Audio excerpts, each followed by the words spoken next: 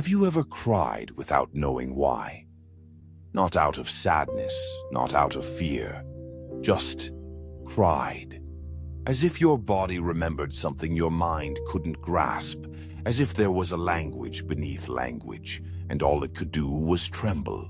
In those moments, people often rush in, to fix, to soothe, to ask if you're okay, to offer a solution. And sometimes you do the same to yourself. You wipe your tears before they fall. You rationalize the ache. You swallow the scream. We've been taught to tidy up our feelings, to place them in neat containers, assign them reasons, dilute their sharpness, to regulate, as if every surge of energy within us must be disciplined, measured, translated. But what if some emotions are not meant to be regulated? What if their purpose is not to be understood but to be felt? Raw, loud, irrational, alive. This is the beginning of that inquiry. There is a violence in constant regulation. It's subtle. It wears the mask of maturity, of intelligence, of emotional mastery. But it is still violence. Because when you suppress the unexplainable, you deny yourself something ancient, something sacred. Carl Jung wrote about the tension between the persona, the mask we wear for the world, and the shadow, the truth we bury. Regulation too often becomes a tool of the persona, a way to appear composed, manageable, acceptable.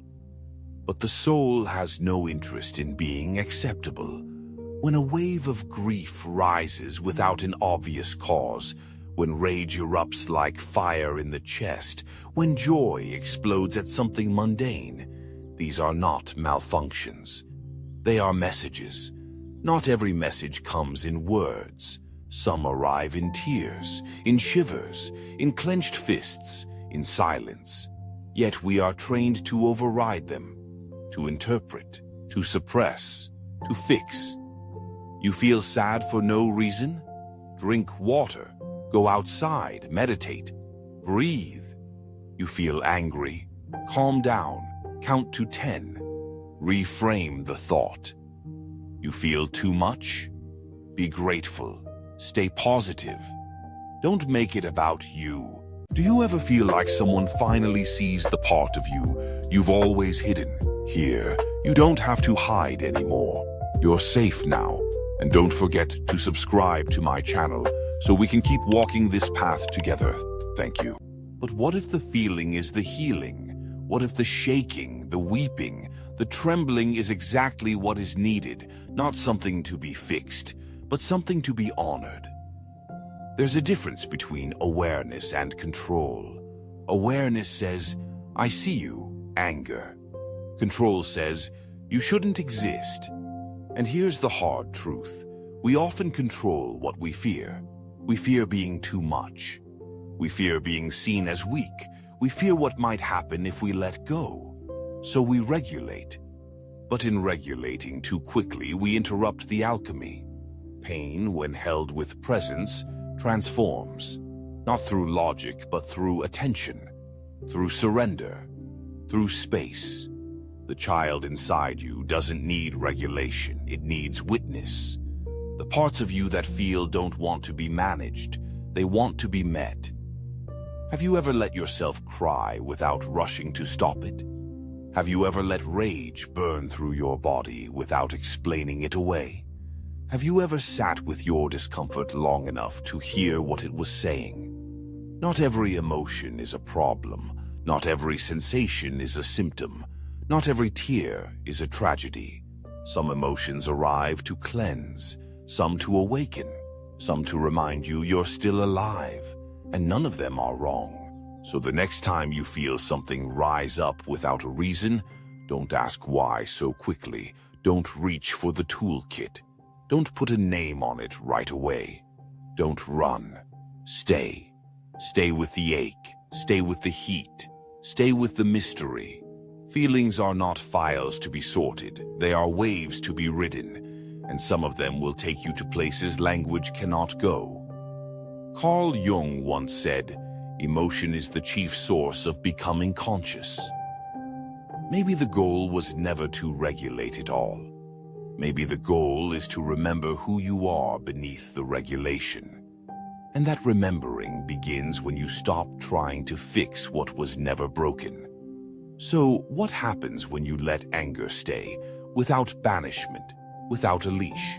Anger, the untamed fire, the emotion we're told to hide, to tame, to correct. From childhood we are warned, don't shout, don't hit, don't explode. And so we smile through clenched jaws. We nod while our hands tremble. We laugh when our hearts are screaming. But anger doesn't disappear. It waits. It simmers. It builds homes in our bodies, in our stomachs, in our shoulders, in our throats. We call ourselves peaceful, but what we really are is silent. So what if anger isn't the enemy? What if it's the part of you that remembered how to say no when the rest of you forgot?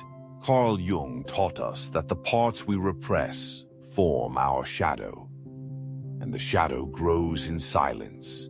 Every time you denied your fury, it didn't vanish. It became deeper. Every time you said, "It's fine," when it wasn't, the shadow grew teeth. You see, anger is clarity. It knows what crossed the line. It knows when a boundary was broken. It remembers injustice. It does not forget betrayal. And yet, we're taught to treat it like a flaw, a failure of self-control, a moral weakness. But what if anger was the immune system of the soul? What if it's not rage that destroys us, but the isolation of it? You sit with your anger and say, "I shouldn't feel this." You sit with your anger and say, "This makes me a bad person." You sit with your anger and try to make it small. But it wasn't meant to be small. It was meant to move mountains. There is a kind of rage that is not about destruction, but about resurrection. When women scream after years of silence. When a child finally says no. When a man admits he's been breaking quietly for years. This is not violence. This is life returning. Unexpressed anger becomes shame. It becomes depression. It becomes fatigue. Anger is an energy, and all energy, when trapped, seeks another form.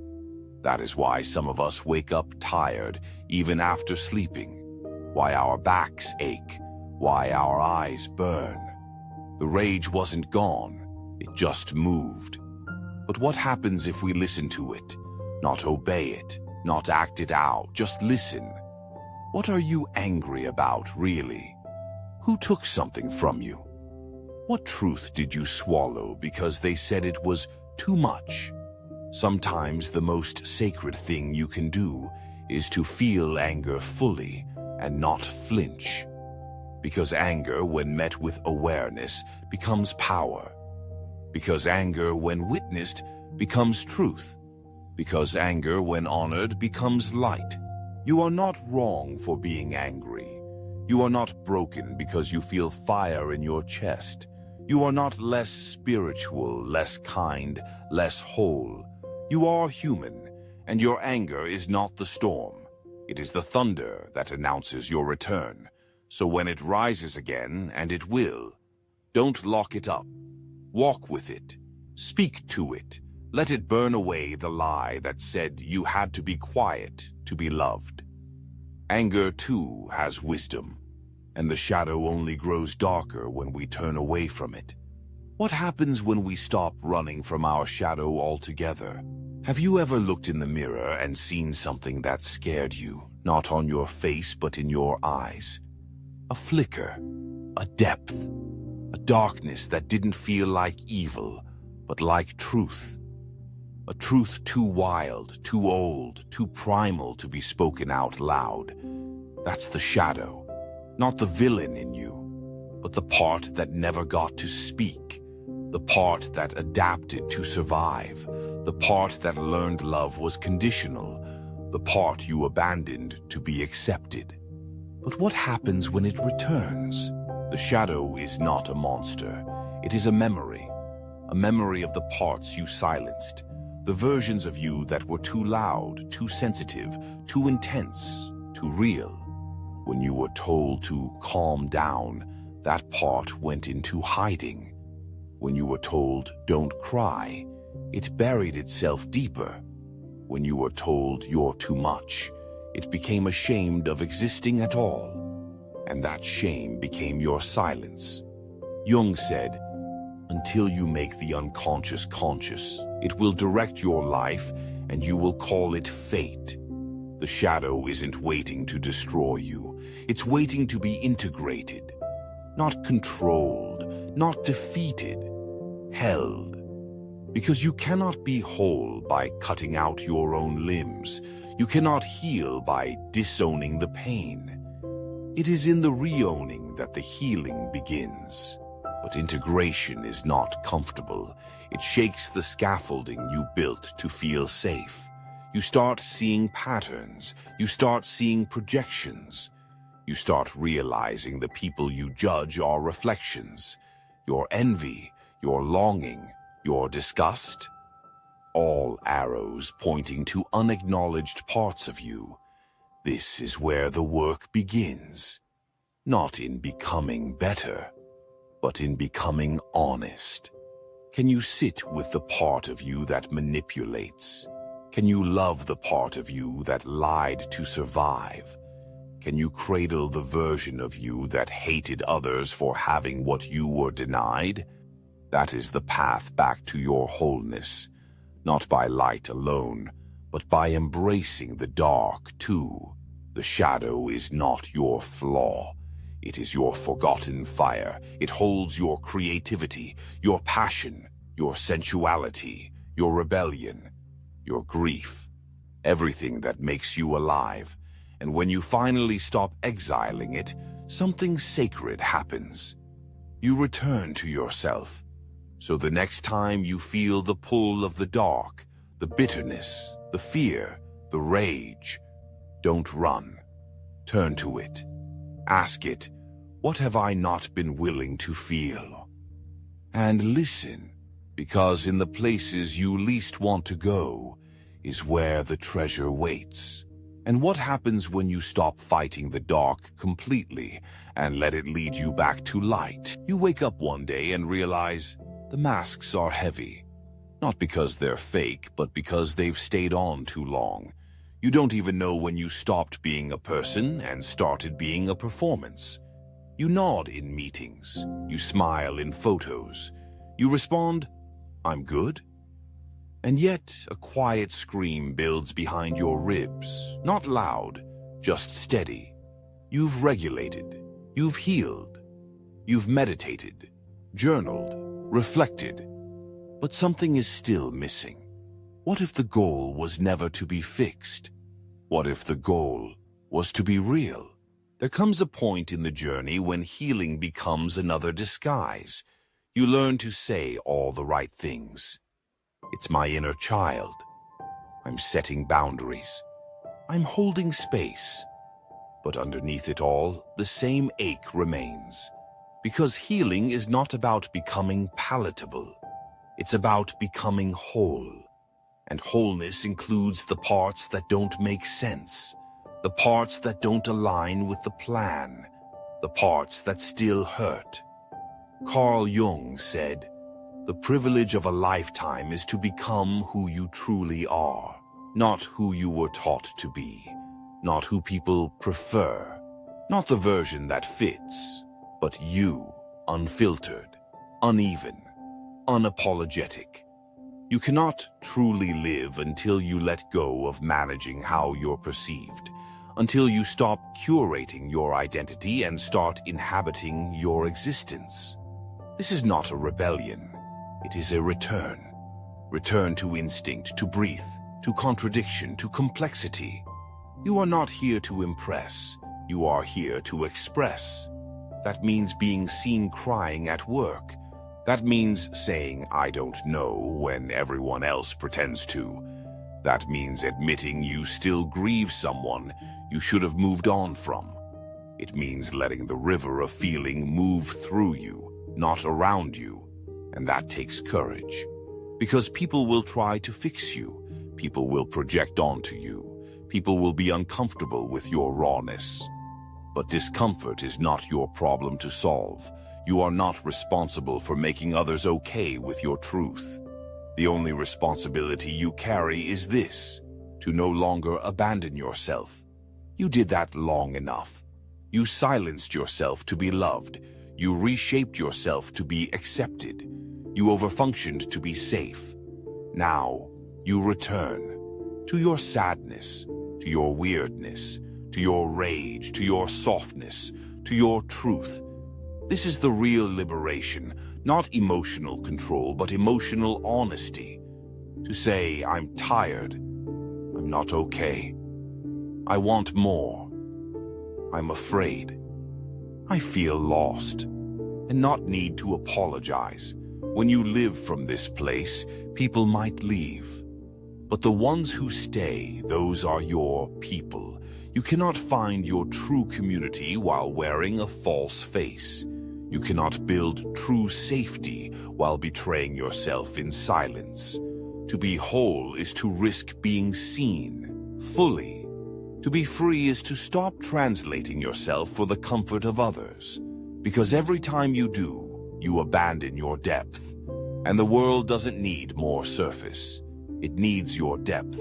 So this is where the journey turns. Not upward, but inward. Not toward perfection, but toward presence. Not toward being better, but toward being real. Let the masks fall. Let the image crack. Let the persona dissolve. You are not here to be consistent. You are here to be alive. And aliveness is messy, but it's sacred. Because when you stop performing, you start belonging. And that belonging, first to yourself, is the soil where peace finally grows. What happens when we plant ourselves there and choose to stay even when it hurts? There is a silence that doesn't feel empty. It feels full.